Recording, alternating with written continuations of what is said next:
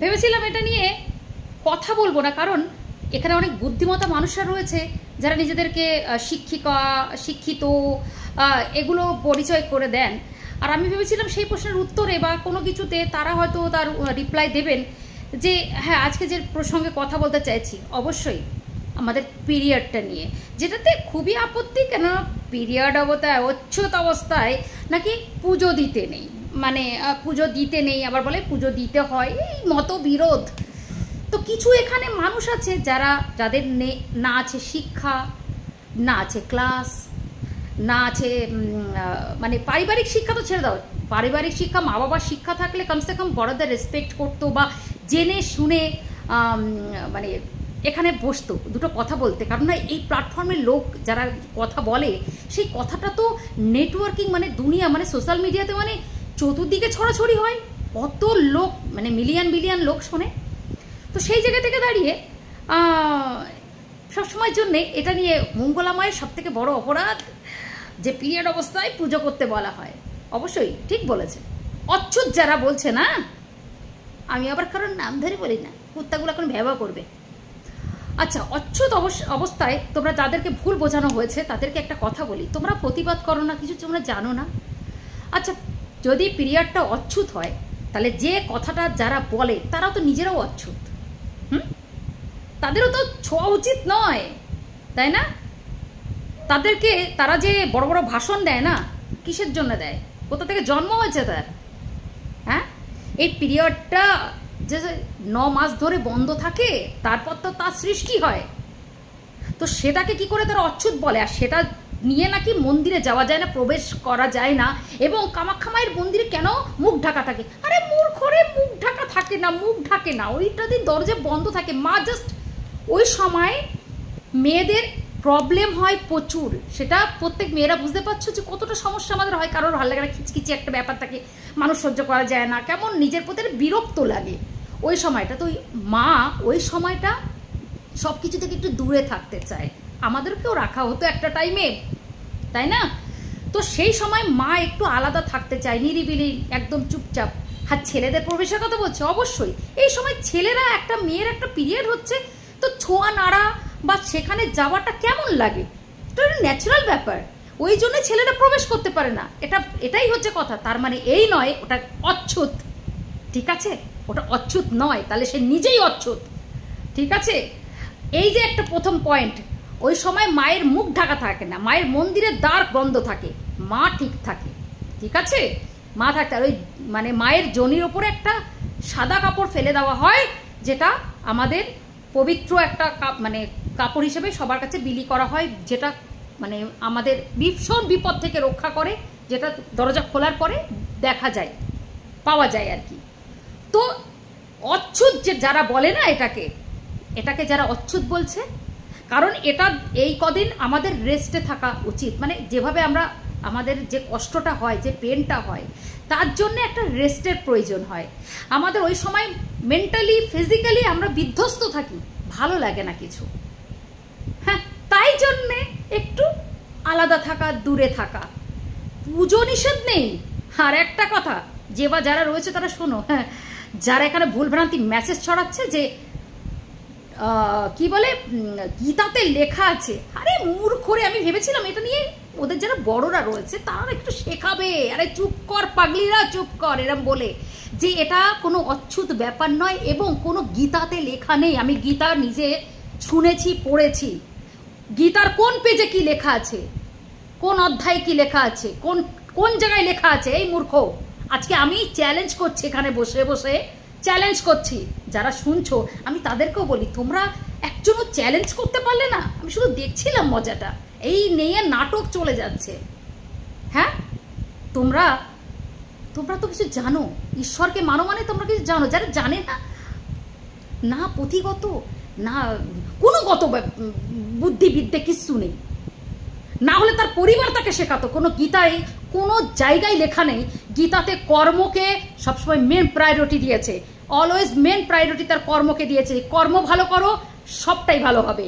আর প্রত্যেকটা লেসন আমরা কিভাবে আমাদের রিমোট কন্ট্রোল হিসেবে কাজ করেছে, সকাল থেকে রাত্রির, এবং আমাদের লাইফস্টাইল থেকে শুরু করে আমাদের কাজ আমরা কি কি করলে আমাদের ভালো হবে, খারাপ হবে, এবং জগতের আমাদের যে কোশ্চেন, যে মিনিটে মিনিটে যে কোশ্চেন আমরা মানে করি আর কি মনের ভেতরে, সবগুলো অর্জুনের সেই কথাগুলো ছিল।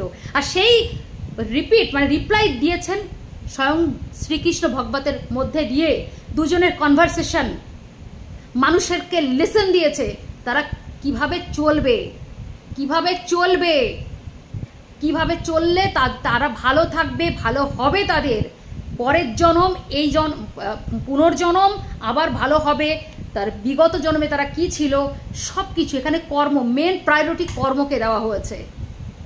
এত বড় মূর্খ তুই, তোকে নিয়ে ভিডিও করার ইচ্ছা আমার নেই, কিন্তু মানুষকে এখানে বসে এত বড় একটা প্ল্যাটফর্মে বসে তুই মানুষকে ভুল বোঝাচ্ছিস। হ্যাঁ, মানুষকে ভুল বোঝাচ্ছিস। অসভ্য, ইতর না বলে আর পারলাম না। কারণ তুই গীতা, আমাদের ভগবত গীতাটাকে তুই অপমান করছিস। যেটা লেখা নেই সেটা বলছিস লেখা আছে। কোন জায়গায় লেখা আছে রে? দেখাবি তুই। মানুষের এখানে ভুল ভ্রান্তি তুই রিপোর্ট ছড়াচ্ছিস, কথা শেখাচ্ছিস, যেটা গীতার মেন কথাগুলো, মানুষ ভালো কথাগুলো শেখায়। তুই গীতার কিচ্ছু পড়েছিস না জানিস? মন্ত্রটা সেটাও এখানে এসে ভুল মানুষকে শেখাচ্ছিস। প্রত্যেকটা মন্ত্র এখানে এসে ভুল বলিস, সেটা তোর পার্সোনাল ব্যাপার। যা ভুল বলবি সেটা তো ঈশ্বর তার জন্য বসে রয়েছে।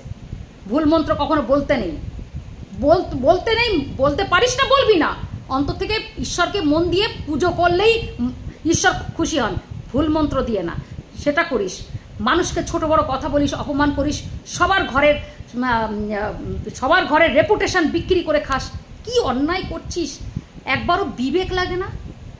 হ্যাঁ, কি কর্ম করে খাচ্ছিস, কি কর্ম করলি সারাদিনে, কাকে কি ছোট করলি বড় করলি সারাদিনে, নিজেকে আয়নার সামনে প্রেজেন্ট করে কি করে এরা? হ্যাঁ, এখানে বসে বসে ভুল ভ্রান্তির রিপোর্ট ছড়াচ্ছে। গীতায় লেখা আছে মেনচুরেশন কি পিরিয়ড অচ্যুত, পিরিয়ড হলে মন্দিরে মসজিদে যাওয়া যায় না, কামাখ্যা মায়ের মন্দিরের মায়ের মুখ ঢাকা থাকে। তুই কোথায় মায়ের মুখ দেখেছিস ওখানে? মূর্খ, কোথায় মায়ের মুখ দেখেছিস? কামাখ্যা মায়ের মন্দিরের কোথায় মুখ আছে? ওটা কি মায়ের কি পড়েছিল? মায়ের কটা ভাগ পড়েছিল বল? কটা পিঠের কোন অংশটা ওটা? জেনে শুনে বসিস না। আবার এখানে বলেছে না তোকে অনেক মানুষই নামগুলো দিয়েছে, অপমান করেছে না? ঠিক করেছে। যেমন করবি তেমনি ফল পাবি। গীতায় যে লেখাগুলো রয়েছে না, সেগুলো যদি শুনতিস আর পড়তিস, আমি পড়েছি, আমি শুনেছি, জানিস?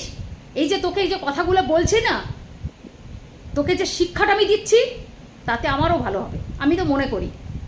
কারণ এটা তোরও ভালো করলাম, সঙ্গে যারা শুনছে তাদেরও ভালো করলাম। তোমরাও জেনে নাও কোনো গীতার মধ্যে, আমাদের ভগবত গীতাতে পুরোটা লিসেন, আমাদের লাইফ লিসেন দেওয়া ওখানে। যেমন একটা গাড়ি একটা ব্যাটারি বা রিমোটের সাহায্যে চলে, সেটা সবাই জানো।